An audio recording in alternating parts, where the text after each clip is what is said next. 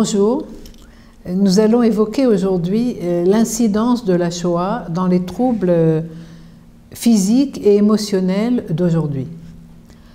En tant que thérapeute, je reçois des centaines de patients par an qui présentent toutes sortes de troubles, parfois étranges, qu'on a du mal à comprendre et du mal à diagnostiquer, parce que ce sont des gens qui sont allés voir des médecins, sont allés voir des psychiatres, ils prennent parfois des médicaments contre la dépression parce qu'on n'a pas trouvé d'autres moyens de les aider.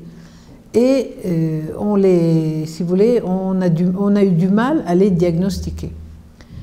Eh bien, il faut comprendre qu'il y a énormément aujourd'hui de personnes qui sont en train de présenter des troubles physiques ou psychiques qui sont en rapport avec des cataclysmes comme celui par exemple de la Shoah, des pogroms ou même de la guerre et de toutes sortes de traumatismes, si vous voulez, qui ont eu lieu une ou deux générations, il y a une ou deux générations auparavant.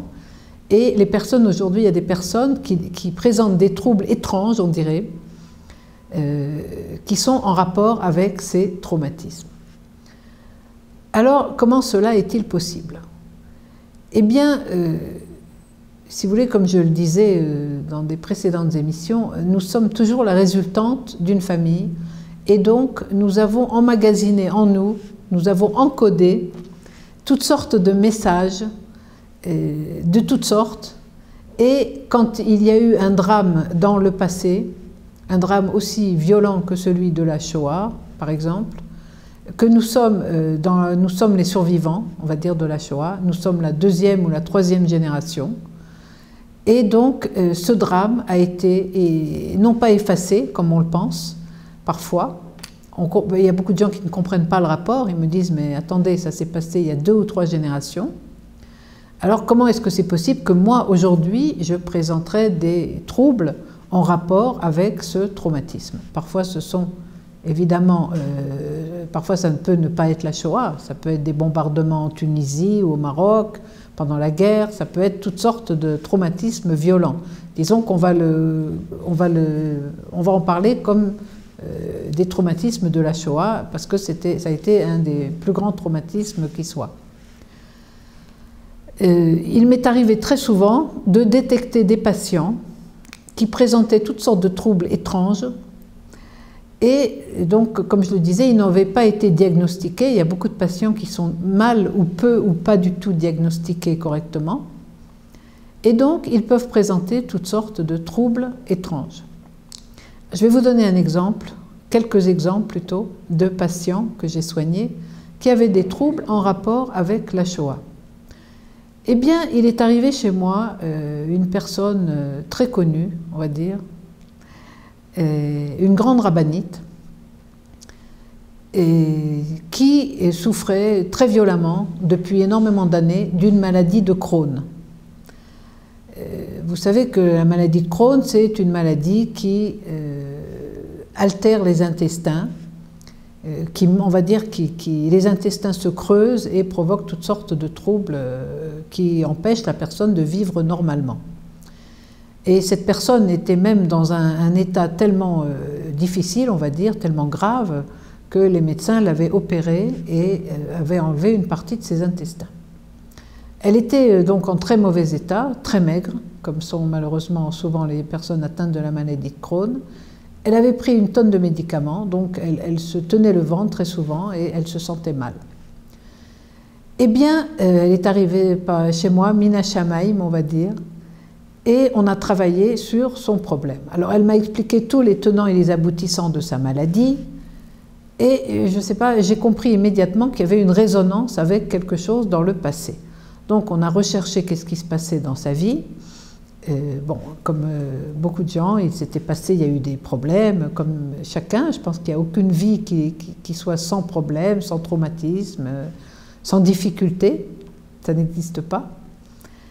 Et donc, on a recherché avec elle les difficultés de sa vie. Bon, il y avait eu un divorce, il y avait eu une enfance un peu difficile, une famille nombreuse, enfin, bon, beaucoup d'histoires, si vous voulez, qui peuvent paraître relativement banales quelque part.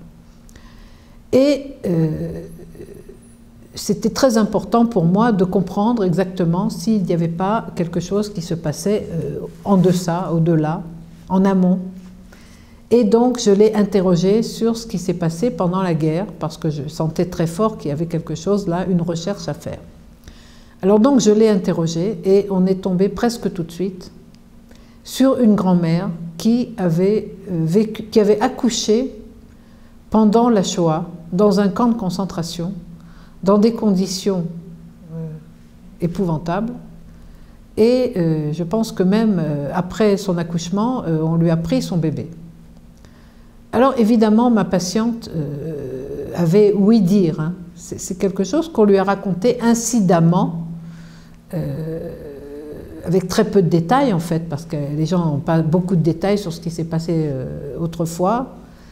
Et souvent, malheureusement, les survivants ne veulent pas raconter, ne peuvent pas raconter, ne veulent pas ne veulent pas transmettre à leurs descendants des détails terribles. C'est trop douloureux. Ils veulent les préserver, et c'est normal d'ailleurs. Donc, si vous voulez, cette femme, elle en avait entendu parler. Eh bien, figurez-vous que, en travaillant avec elle, voilà ce qu'on a mis à jour, voilà ce qu'on a compris. C'est vraiment une recherche archéologique, comme je le disais. Eh bien, cette femme était en train de jouer un rôle. C'est-à-dire, depuis 10 ou 15 ou 20 ans, elle était en train, si vous voulez, de jouer le rôle de sa grand-mère, qui avait accouché dans des conditions violentes et dramatiques dans ce camp de concentration. Alors, qu'est-ce qui m'a mis la puce à l'oreille, si j'ose dire? C'est que cette femme, elle avait des troubles qui étaient concentrés donc sur le ventre. Elle se tenait le ventre. Et la localisation de ce trouble m'a donné à penser qu'il y avait un rapport avec cet accouchement épouvantable dans un camp de concentration. Eh bien, c'était la vérité. Parce que quand on a travaillé, on a fait assez peu, quelques séances simplement, et quand on a travaillé sur ce drame du passé de la famille, eh bien, cette patiente a été immédiatement soulagée. Alors, je ne sais pas si vous voyez un peu le problème, mais elle a été opérée, je crois même plusieurs fois. Elle a pris des tonnes de médicaments.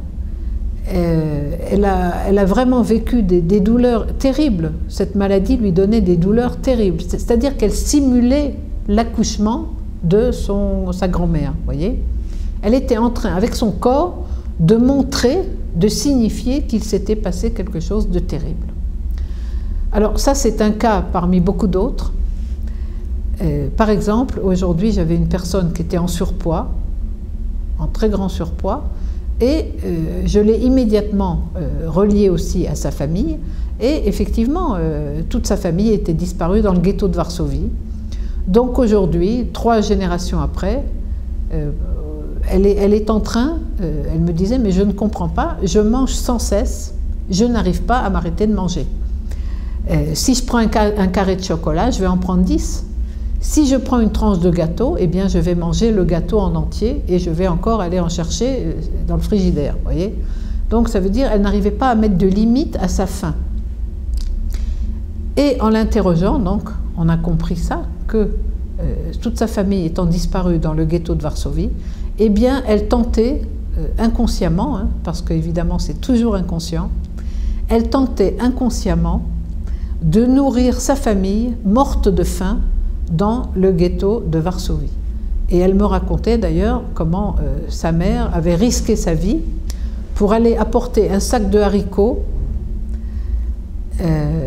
à ses parents qui avaient trouvé une cachette en dehors du ghetto, et donc elle avait risqué sa vie pour leur apporter un sac de haricots.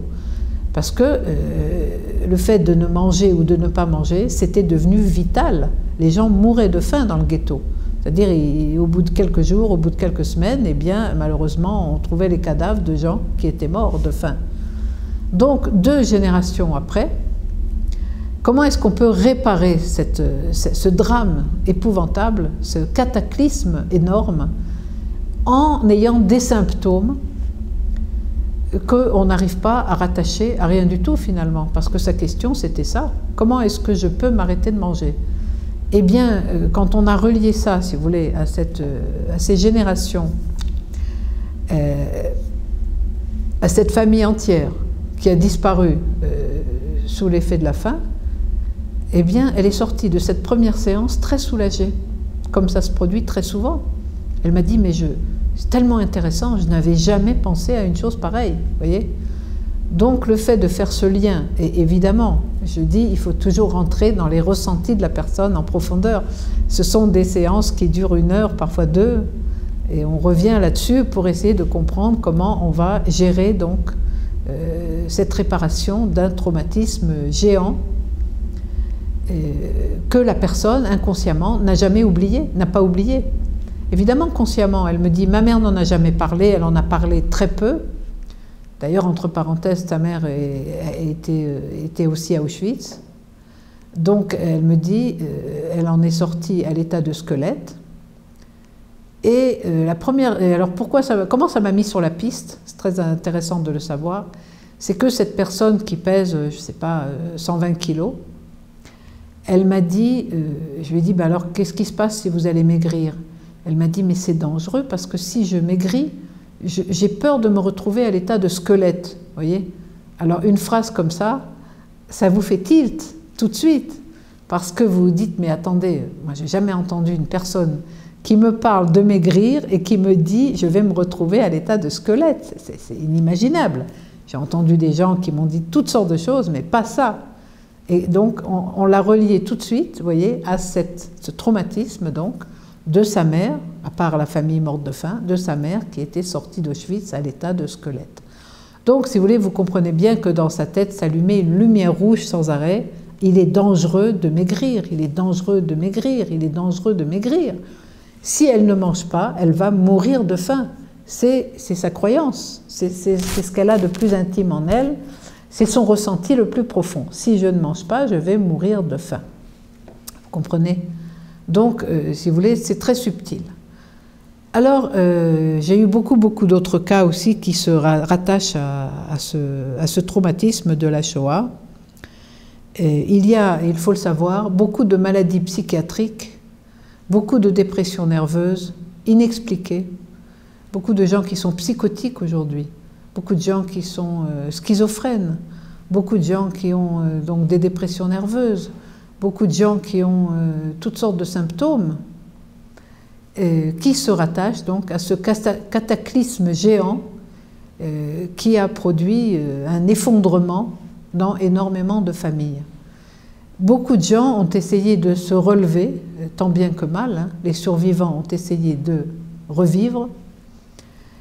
Ils ont eu toutes sortes de troubles et ils ont essayé de faire avec. Mais, si vous voulez, cette mémoire, enfin, la mémoire existe, elle n'a pas été oubliée et on peut retracer des centaines et des milliers de cas de gens qui sont aujourd'hui en rapport, dont les maladies aujourd'hui, les maladies physiques, psychiques, sont en rapport avec ce traumatisme de la Shoah.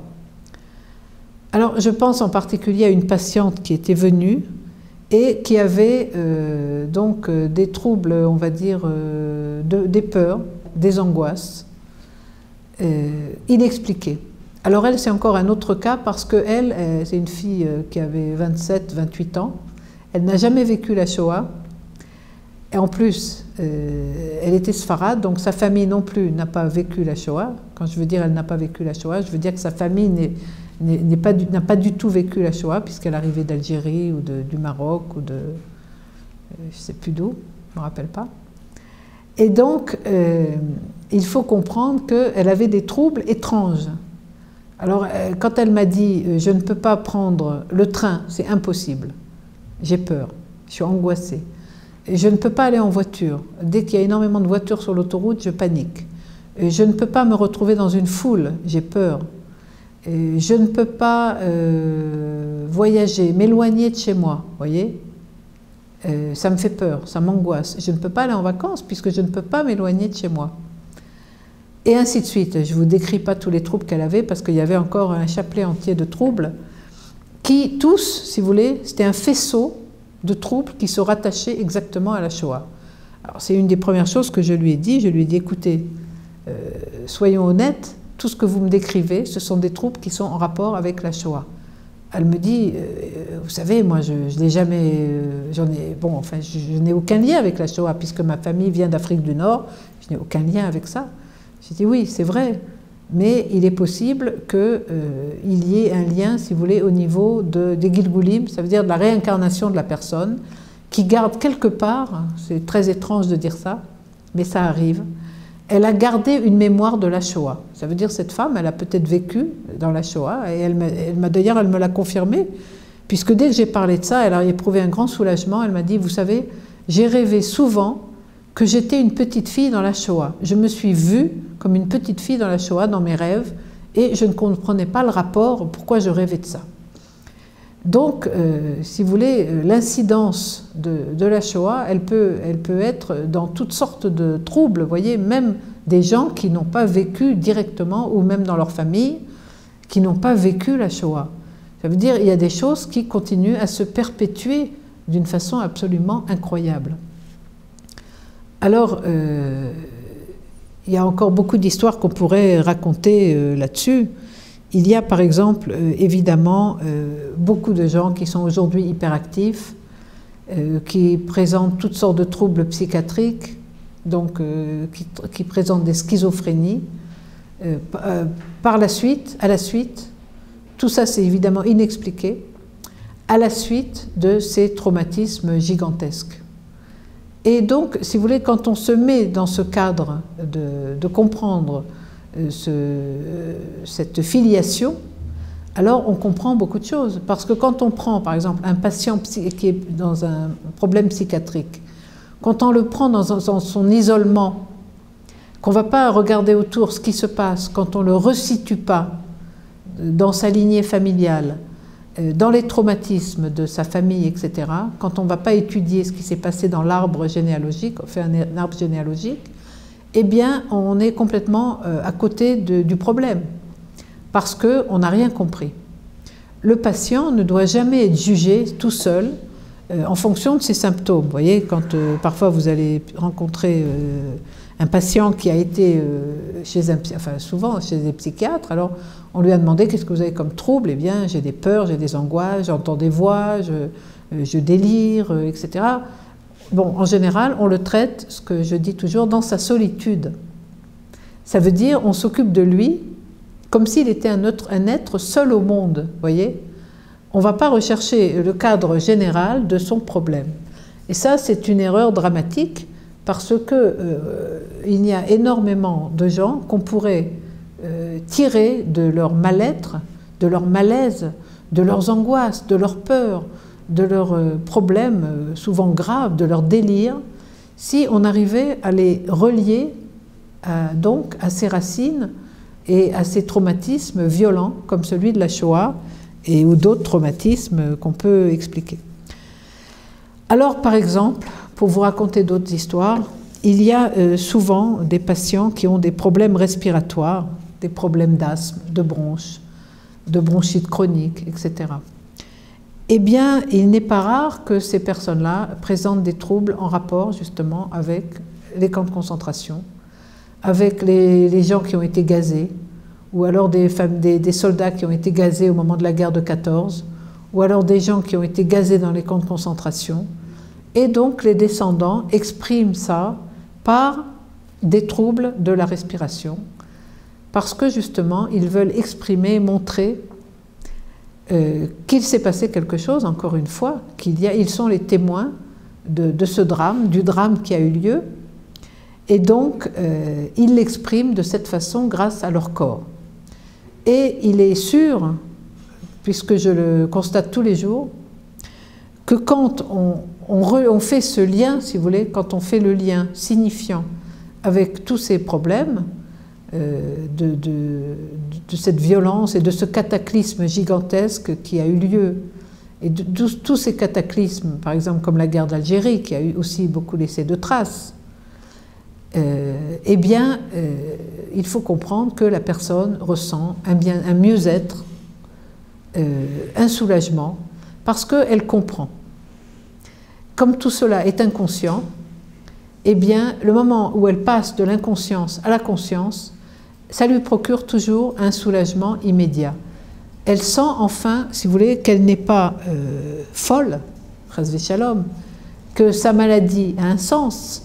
Vous comprenez? Parce que quand une personne présente, par exemple, des troubles psychiatriques graves, on va dire, eh bien, elle ne comprend jamais ce qui lui arrive.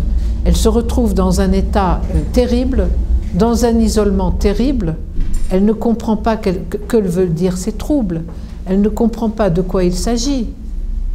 Elle ne comprend pas ce qui lui arrive. Elle ne comprend pas le sens de son problème.